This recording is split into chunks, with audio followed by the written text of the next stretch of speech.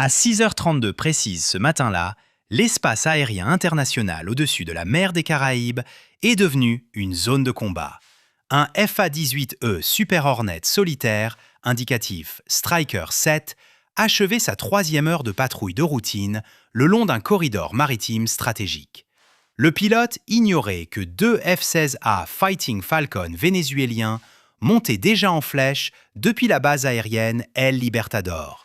Leur moteur turbofan Pratt & Whitney F100P W200 hurlant alors qu'ils traversaient les 4572 mètres d'altitude. Leurs ordres étaient explicites: intercepter, intimider et, si nécessaire, engager le combat. Il ne s'agissait pas d'une simple provocation, c'était l'aboutissement de semaines de tensions croissantes. Alors que l'US Navy intensifiait ses patrouilles antidrogue dans des eaux que le Venezuela considérait comme son arrière-cour, le commandement militaire vénézuélien avait décidé d'envoyer un message sans équivoque. Les avions américains n'étaient plus les bienvenus. Ce qui se produisit ensuite allait pousser les deux nations au bord d'un conflit ouvert et démontrer à quelle vitesse un engagement aérien moderne peut dégénérer d'une mission de surveillance en une crise internationale. Bienvenue sur l'échiquier global, où nous explorons les réalités complexes des conflits modernes.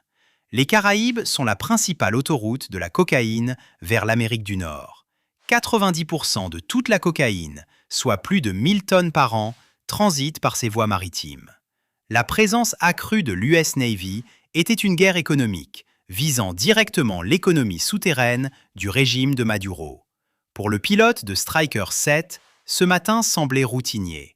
Son FA-18E Super Hornet croisait à 7010 mètres d'altitude. Ses deux moteurs turbofan F414 GE400 fonctionnant parfaitement. Équipé d'un radar AESA avancé et de 11 points d'emport, il volait léger ce jour-là. 2 AIM 120 et 2 AIM 9X. Son balayage radar ne montrait rien d'inhabituel. Puis, son récepteur d'alerte radar s'est brusquement activé. Les F-16 vénézuéliens avaient volé à très basse altitude, longeant la côte à moins de 152 mètres. Leur radar APG-66 avait déjà verrouillé Striker 7 à 112 km de distance. Le pilote de tête, aux commandes d'un F-16 Block 15 OCU vieillissant, livré en 1984, connaissait son appareil sur le bout des doigts. Pas de liaison de données modernes, juste des missiles israéliens Python 4 et des Sidewinders américains AIM-9L. Son ailier avait une charge identique. 2 avions, 8 missiles au total, contre un seul Super Hornet, un appareil avancé à l'époque où l'Union soviétique existait encore. Sur le papier, cela ressemblait à un suicide. Les pilotes vénézuéliens n'étaient pas idiots. Ils comprenaient l'écart technologique. Le radar du Super Hornet pouvait les suivre à 193 km, et ces missiles avaient une portée supérieure de 55,5 km à la leur. Mais ils étaient animés par le désespoir et un calcul politique. Leurs ordres venaient des plus hautes sphères, faire reculer les Américains. Le commandement vénézuélien pensait avoir calculé les angles à la perfection. S'approcher rapidement, tirer le premier, puis disparaître. C'était comme jouer à cache-cache avec un adversaire possédant des satellites thermiques. Le pilote de Striker 7 a immédiatement perçu la menace. 2 appareils rapides se rapprochant du sud-est avec un profil d'interception agressif. Il a signalé la situation à l'USS Porter, un destroyer de la classe Harley-Burke Flight 2A, situé à 129 km au nord. Le centre d'information de combat du destroyer s'est animé. Le radar à réseau phasé AN/SPY1D du navire a dressé un tableau parfait. 2 F-16 vénézuéliens en post-combustion se rapprochant à 1200 km/h. Temps d'interception, 4 minutes. Les pilotes vénézuéliens diffusaient leur position comme des adolescents, partageant leur localisation sur les réseaux sociaux. Chaque capteur, dans un rayon de 320 km, savait exactement où il se trouvait. Le pilote américain a pris sa décision. Il a viré vers la menace, allumé les postes combustion et entamé une montée. Doctrine de combat de base. Prendre de l'altitude, gagner de l'énergie, obtenir la première opportunité de tir. Sa main droite s'est portée vers le panneau d'armement. Maître armement activé. AIM 120 sélectionné. Mais les Vénézuéliens ne jouaient pas à ce jeu. À 83,7 km, les deux F-16 ont effectué une rupture radicale. L'un a viré brusquement à gauche, l'autre à droite, forçant Striker 7 à choisir ses cibles. Le pilote américain a tiré simultanément ses deux AIM 120, un missile vers chaque cible. Les missiles à guidage radar actif se sont détachés de ces points d'emport, se sont allumés et ont accéléré à Mach 4. Long de 3,66 mètres et pesant 152 kg, il contenait 20 kg d'explosifs puissants, propulsés par des systèmes de guidage qui ne se perdent pas, mais se concentrent. Temps d'impact, 38 secondes. Les pilotes vénézuéliens s'y attendaient. Dès que leurs récepteurs d'alerte radar ont détecté le verrouillage des missiles, les deux avions sont passés en mode défensif. Paillettes, leurre thermique, virages évasifs serrés, encaissant 9 G. Le pilote du F-16 de tête a effectué une rupture verticale, perdant de la vitesse et détruisant la solution de poursuite. Son ailier a viré vers le missile, s'est retourné et a piqué. Le capteur de l'AIM 120 a perdu le verrouillage et le missile a explosé sans causer de dommages à 61 mètres au-dessus de l'océan, à cause du fouillis radar au sol. Mais le pilote de tête n'a pas eu cette chance. Le premier AIM 120 a maintenu sa trajectoire à travers ses virages défensifs.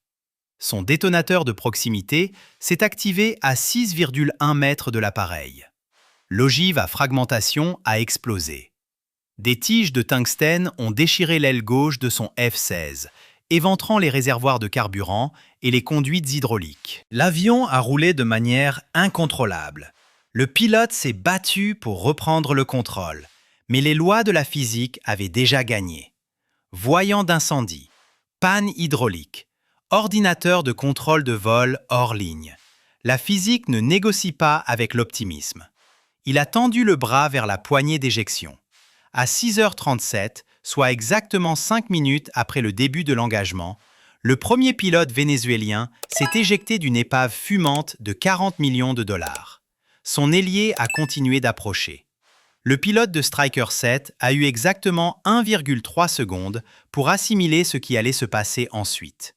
Le F-16 survivant ne fuyait pas. Il chargeait droit sur lui dans une attaque frontale pure. Vitesse de rapprochement 1200 nœuds, portée 29 km et se réduisant comme un train de marchandises. Le pilote vénézuélien avait pris une décision calculée, se sacrifier si nécessaire, mais emporter l'Américain avec lui. Son pouce a pressé le bouton de tir. 2 missiles Python 4 jaillirent de l'extrémité de ses ailes. Leurs capteurs infrarouges se verrouillèrent sur les échappements incandescents du Super Hornet. Les missiles accélérèrent à Mach 4, 14 km et demi, 12 km 9, 11 km 3.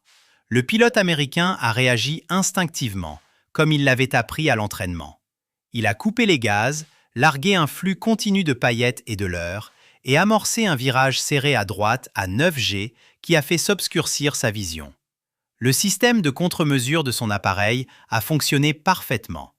Un missile Python 4 est devenu inefficace, poursuivant un leurre au magnésium qui brûlait plus chaud que ses moteurs. Mais le second missile était plus intelligent.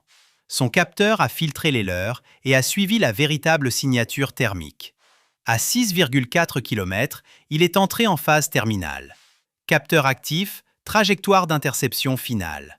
Ordinateur de guidage, calculant la trajectoire d'interception. Probabilité d'impact, 97%. Les 3% restants relevaient du vœu pieux. Impact dans 6 secondes. Le pilote américain n'avait plus qu'une chose à faire. Il a pointé son nez vers l'océan et a piqué, post-combustion à fond. Le Super Hornet a plongé depuis 6096 mètres. Le Python 4 l'a suivi. 914 mètres, 610 mètres, 305 mètres. À 213 mètres au-dessus des Caraïbes, le détonateur de proximité du missile s'est activé. L'ogive à fragmentation hautement explosive a détonné à 12 mètres derrière la queue du Super Hornet. Des éclats ont déchiré les stabilisateurs verticaux de l'appareil. Les deux moteurs ont subi des dommages catastrophiques par ingestion de corps étrangers. Des voyants d'incendie se sont allumés sur tous les tableaux de bord. À 6h38, le pilote a transmis 4 mots. Striker 7 s'éjecte. Le siège éjectable Martin Baker SJU-56 s'est déclenché. Le pilote a été propulsé hors de l'avion en désintégration. Son parachute s'est déployé à 91 mètres. Il a touché l'eau 30 secondes plus tard, observant son Super Hornet de 67 millions de dollars s'écraser dans l'océan et exploser dans une boule de feu de kérosène en flammes. Il était en vie. Son avion était une épave. Et quelque part au-dessus, un pilote de F-16 vénézuélien célébrait la plus grande victoire de sa carrière, gravant son nom dans les livres d'histoire de l'aviation à la dure. Cette célébration a duré exactement 90 secondes. Le centre d'information de combat de l'USS Porter avait suivi tout l'engagement sur radar. Au moment où Striker 7 est tombé, le capitaine du destroyer a pris sa décision. Les règles d'engagement étaient limpides.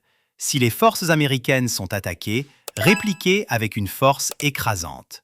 L'officier d'action tactique a donné l'ordre. Tir libre, engagez les aéronefs hostiles. Autorisation de tir approuvée. Le système de combat Aegis s'est activé. Le système de lancement vertical Mark 41 du porteur contenait 96 cellules de missiles. À l'intérieur se trouvaient des intercepteurs RIM-174 Standard Missile 6, SM-6. Le SM-6 n'était pas conçu pour cela. Il était conçu pour les missiles balistiques et les bombardiers à haute altitude, à des portées dépassant les 370 km. L'utiliser contre un seul F-16, c'était comme utiliser un marteau-piqueur pour casser une noix. Mais le SM-6 avait un avantage. Son autodirecteur radar actif signifiait « tir et oubli ». Aucune illumination n'était nécessaire. À 6h40, 2 missiles SM-6 ont jailli des cellules de lancement verticales avant du porteur. Leurs 2 moteurs fusées à propergol solide se sont allumés. Les missiles ont accéléré verticalement, ont basculé et ont tracé une courbe vers leur cible à Mach 3,5. Le pilote de F-16 vénézuélien ne les a jamais vus venir. Son récepteur d'alerte radar a hurlé, bipant plus fort qu'un détecteur de fumée à 3 heures du matin. Il a regardé son écran. 2 nouveaux contacts en approche. Supersonique. Temps d'impact, 22 secondes. Il a viré brusquement à gauche, largué des paillettes et poussé sa manette des gaz à fond en post-combustion maximale. Rien n'y a fait. L'autodirecteur radar actif du premier SM-6 a acquis la cible à 19,3 km. Le missile a effectué de micro-ajustements, encaissant 40 G en phase terminale, une manœuvre qui pulvériserait tout pilote humain. À 6h41, le détonateur de proximité s'est activé. Une ogive à fragmentation hautement explosive de 60 kg a transformé le F-16 en un nuage d'aluminium en expansion, de confettis et de kérosène en feu. Le pilote vénézuélien est mort instantanément, sans jamais savoir ce qu'il avait frappé. Le second SM-6, sans cible restante, s'est autodétruit au-dessus de l'océan. 90 secondes pour reconsidérer chaque décision qu'il avait menée à ce moment. Largement le temps, tout en se débattant dans les eaux des Caraïbes. Coût total de l'engagement, 4,2 millions de dollars en missiles. Un F-16 vénézuélien détruit. Un pilote tué, un Super Hornet américain abattu, un pilote américain secouru, et une crise géopolitique qui allait faire la une des journaux pendant des semaines. Mais les États-Unis n'avaient pas fini. Moins de 6 heures plus tard, 4 FA-18E Super Hornet décollaient du porte-avions USS Gerald R. Ford. Leur mission, la suppression des défenses aériennes ennemies. La liste des cibles était précise. 2 radars chinois JYL-1 et un radar de conduite de tir russe 9S-32ME, protégeant Caracas. C'étaient les yeux du réseau de défense aérienne intégré du Venezuela. Le groupe d'attaque transportait des missiles anti-radar AGM-88 HARM. À 13h, les opérateurs radars vénézuéliens ont commis leur erreur fatale. Ils ont activé leur système, diffusant leur position à chaque capteur de la zone. Au moment où ces radars sont devenus actifs, ils ont signé leur propre arrêt de mort. 4 missiles HARM ont été lancés. Le radar chinois JYL-1 a été le premier. Le missile a impacté à Mach 2. L'explosion a vaporisé l'antenne et tué 3 opérateurs. Le second, JYL-1, a tenu 6 secondes de plus. Même résultat. Le 9S-32ME russe a tenté de s'éteindre. Trop tard. Impact. Boule de feu. Le réseau de défense aérienne du Venezuela venait de s'éteindre. Coût total de la mission, 11,8 millions de dollars. 3 sites radars détruits. 12 personnes tuées. Un message clair avait été envoyé.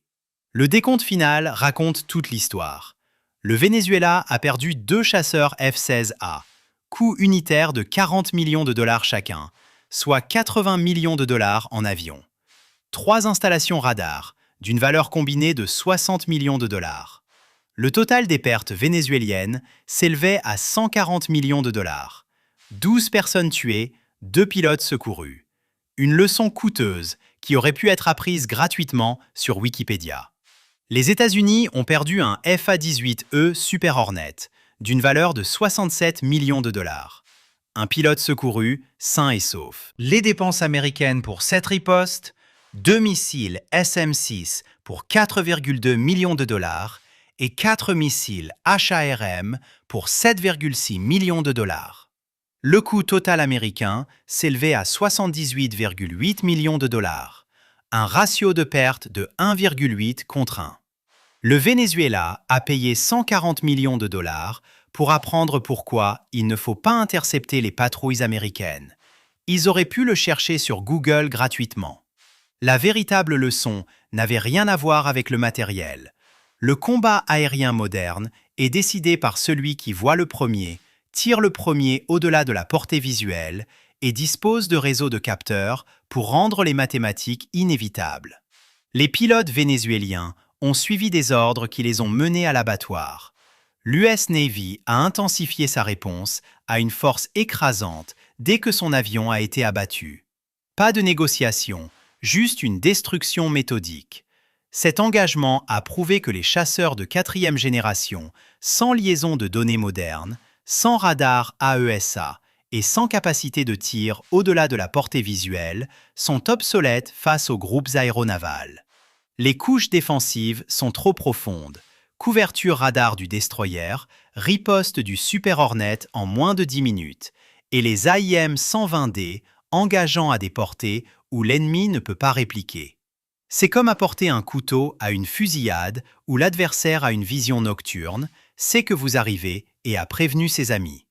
Dans les eaux profondes des Caraïbes, les deux camps ont appris la même terrible vérité. Il n'y a pas de gagnant dans le combat aérien moderne, seulement des survivants qui comptent le coup. Et le Venezuela a appris qu'on n'intercepte pas les avions de l'aéronavale américaine dans les eaux internationales. C'est comme tenter de braquer une banque pendant une convention de police. Techniquement possible, mais fortement déconseillé. Et cela ne se termine jamais bien.